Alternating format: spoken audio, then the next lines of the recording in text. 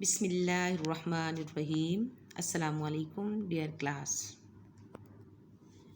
Dear students, آج ہم third pillar of اسلام یعنی روزے کے بارے میں پڑھیں گے۔ پریویس لیکچر میں ہم نے سیکنڈ پلر آف اسلام نماز کے بارے میں پڑھا تھا۔ آج ہم پڑھیں گے کہ روزہ فرض کرنے کی حکمت کیا ہے۔ کیا یہ پہلی امتوں پر بھی فرض تھا؟ اور روزے کا اصل مقصد تقویٰ ہے، تو تقویٰ کا مفہوم کیا ہے؟ اور روزہ رکھنے کے اجر کے بارے میں بھی جانیں گے۔ سب سے پہلے ہم مقاصد تدریس کو سمجھتے ہیں۔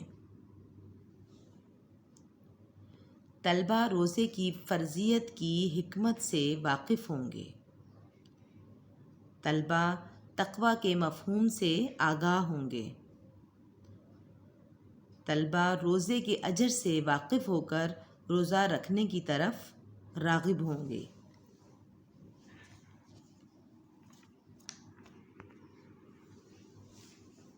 ڈیئر اسٹوڈنٹس، سب سے پہلے ہم سمجھتے ہیں کہ روزہ کیا ہے۔ روزہ دین اسلام کا بنیادی رکن ہے۔ جیسا کہ آپ کو بتایا گیا ہے کہ ارکان اسلام کی تعداد 5 ہے۔ کلمہ شہادت نمبر 1 پہ، اور نماز نمبر 2 اور روزہ نمبر 3 پر ہے۔ اور قرآن حکیم کے بیان کے مطابق یہ پہلی امتوں پر بھی فرض رہا ہے۔ ارشاد باری تعالی ہے، یا ایھا الذین آمنوا کتب علیکم الصیام کما کتب علی الذین من قبلکم لعلکم تتقون۔ سورۃ البقرہ آیت نمبر 183۔ ترجمہ: اے ایمان والو، فرض کیے گئے تم پر روزے جیسے فرض کیے گئے تھے تم سے اگلوں پر، تاکہ تم پرہیزگار ہو جاؤ۔ اب اس آیت مبارکہ میں روزے رکھوانے کا اصل مقصد پرہیزگاری ہے۔ مندرجہ بالا آیت سے جہاں روزے کا فرض ہونا ثابت ہوتا ہے، وہاں اس کو فرض کرنے کی حکمت بھی معلوم ہوتی ہے، اور وہ ہے تقویٰ کا حصول۔ تقویٰ کا مفہوم پرہیزگاری ہے۔ تقویٰ دل کی اس کیفیت کا نام ہے جو انسان کو برائیوں سے روکتی اور نیکیوں کی طرف راغب کرتی ہے۔ ضبط نفس انسان کو نیکی کے راستے سے روکنے اور برائی کے راستے پر ڈالنے والی اہم چیز خواہش نفس ہے۔ خواہشات اگر اللہ تعالیٰ کی ہدایت کی تابع رہیں تو انسان کی انفرادی اور اجتماعی خوبیوں کے فروغ کا سبب بنتی ہیں، لیکن جب یہ ہدایت ربانی کے تابع نہیں رہتی تو انسان کو حیوانی سطح سے بھی گرا دیتی ہیں۔ روزے کا اصل مقصد انسان کی خواہشات کو احکام الہی کے تابع کر کے اسے متقی بنانا ہے۔ جو شخص ہر سال 1 مہینے تک اللہ تعالیٰ کی خوشنودی کی خاطر اپنی بنیادی خواہشات پر قابو پانے کی مشق کامیابی سے مکمل کر لے، اسے ضبط نفس کی وہ قوت حاصل ہو جاتی ہے جس سے وہ شیطان کی ہر ترغیب کا آسانی سے مقابلہ کر سکتا ہے۔ ڈیئر اسٹوڈنٹس، جب ایک انسان رمضان کے پورے مہینے میں کھانے پینے اور نفسانی خواہشات پر قابو رکھتا ہے، نیز دیگر اخلاقی برائیوں سے اجتناب کرتے ہوئے اپنا اکثر وقت عبادات اور نیک کاموں میں گزارتا ہے، تو اس کی طبیعت میں نیکی کا ذوق پیدا ہو جاتا ہے اور بدی سے نفرت ہو جاتی ہے۔ روزہ خواہشات پر قابو پانے کی تربیت کے ساتھ ساتھ انسان کی خود پسندی کا بھی مؤثر علاج ہے۔ جب انسان بھوک اور پیاس کی شدت میں کھانے پینے کی چیزیں پاس ہوتے ہوئے بھی خود کو کھانے پر قادر نہیں پاتا تو اسے اللہ تعالیٰ کے سامنے اپنی بے چارگی کا احساس ہوتا ہے، اور یہ احساس جب دائمی کیفیت بن جائے تو اس میں ہر خلاف شریعت عمل سے رک جانے کی صلاحیت پیدا کر دیتا ہے۔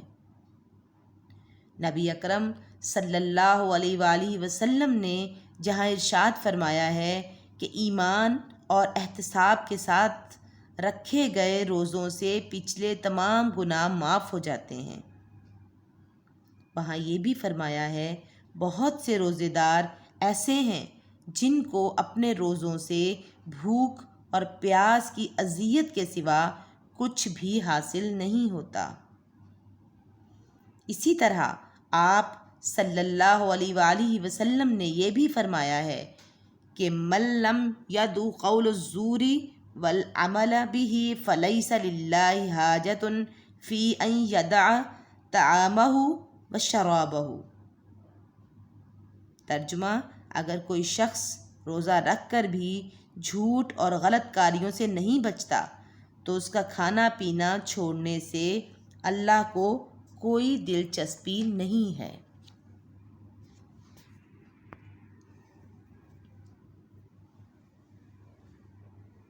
روزوں کا ثواب۔ جو روزے نبی اکرم صلی اللہ علیہ وآلہ وسلم کے قول کے مطابق ایمان اور احتساب کے ساتھ رکھے جائیں ان کے ثواب کا اندازہ درج ذیل احادیث سے ہوگا۔ کل عمل ابن آدم یضاعف الحسنۃ بعشر امثالها الى 700 ضعف قال اللہ تعالی الا الصوم فانہ لی وانا اجری بہ۔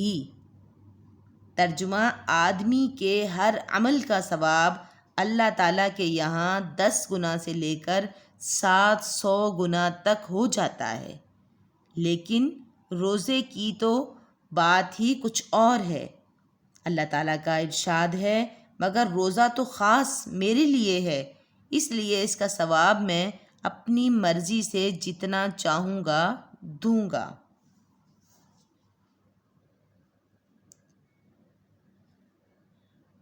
وَمَنْ فَزَّرَ بِهِ صَائِمًا كَانَ مَغْفِرَةً لِذُنُوبِهِ وَعِنْكُ رَقَبَةٍ مِّنَ النَّارِ وَكَانَ لَهُ مِثْلُ أَجْرِهِ مِنْ غَيْرِ أَنْ يَنْقُصَ مِنْ أَجْرِهِ شَيْئًا۔ ترجمہ: جو شخص اس رمضان میں کسی روزے دار کو افطار کرائے گا اس کے گناہوں کے لیے معافی ہے اور وہ خود کو جہنم کی آگ سے بچا لے گا۔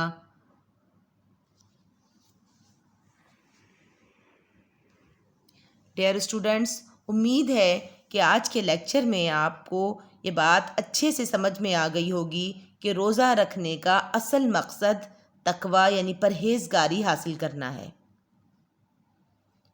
صرف بھوکے رہنے سے یا پیاسے رہنے سے ہمیں روزہ رکھنے کا کوئی فائدہ نہیں حاصل ہوتا۔